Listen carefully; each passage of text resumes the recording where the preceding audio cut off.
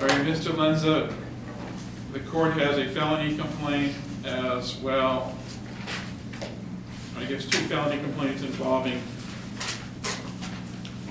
sale of a controlled drug and sales to felons. And your counsel is present, and counsel, you waive the reading of the complaints? We do, Your Honor. I've reviewed them, and I will review them after this with Mr. Lenza. All right. And that brings us to the issue of bail. State? Yes, Your Honor. The state would ask that bail be continued in the amount of $50,000 cash only. That's what the bail commissioner set it at, Judge, and we'd ask that that be continued. We'd also ask that the defendant sign a waiver of extradition, that he not be allowed to leave the state of New Hampshire without prior court approval, that he refrain from any use of alcohol or controlled substance, refrain from possessing a firearm, dangerous weapon, or destructive device.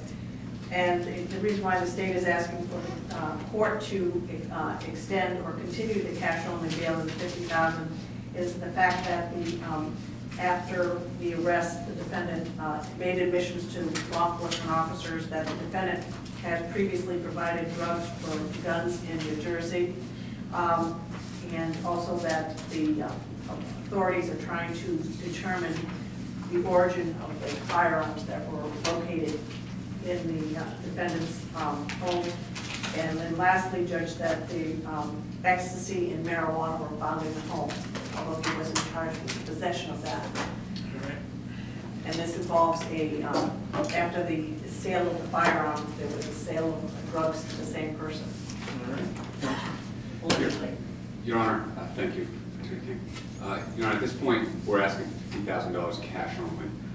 This case sounds much bigger than it is. First, as everyone is well aware, that, I'm sorry, I didn't mean cash only, I meant $50,000 personal recognizance. Sorry if I misspoke. $50,000 personal recognizance. 2 issues with bail are risk of flight and danger to the community. There's no evidence whatsoever that Mr. Lenza is a risk of flight. He went to Nashua South. He was living at home with his mother. He had a job up until this arrest. He was otherwise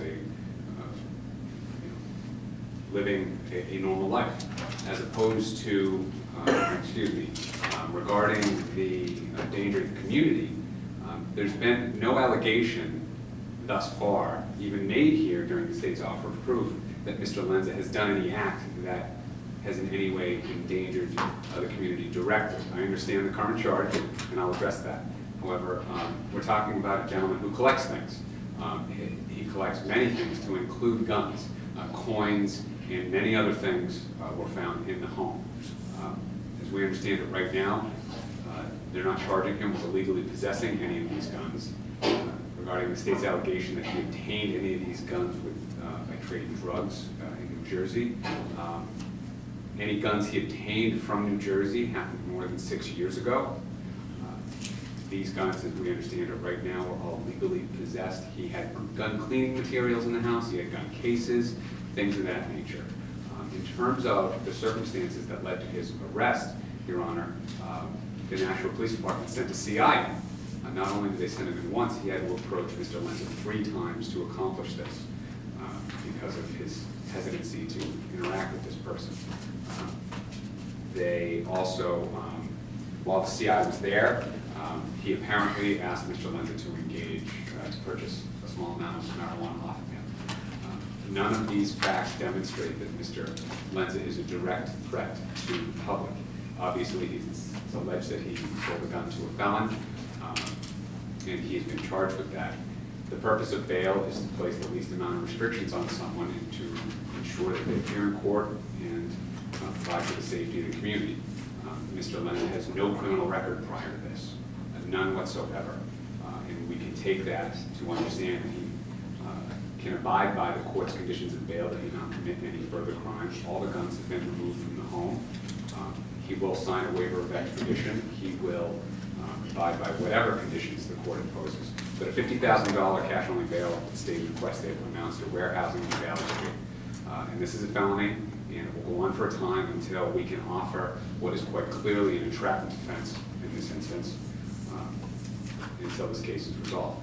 So with that, we ask that the restrictions, the state included the $50,000 personal cognizance bail.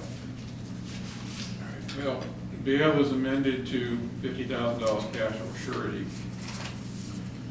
Additionally, not to travel outside the state of New Hampshire without court approval, refrain from possessing a firearm, destructive device, or dangerous weapon, refrain from any use of alcohol or narcotic drug, and to sign a waiver of extradition before he is released on bail. The next hearing in this matter will be the probable cause hearing, and that will be scheduled for April 13th. April 13th. There was a question about the day of work, so we had two different dates, one on the arrest warrant and one on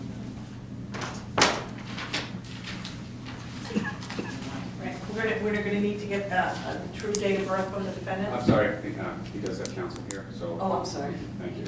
If you could, well, Your Honor, at this point, they may be asking, the state may be asking him after they've already arrested him to provide information that could be incriminated. If I could just speak with his family who's here briefly. Sure. Thank you.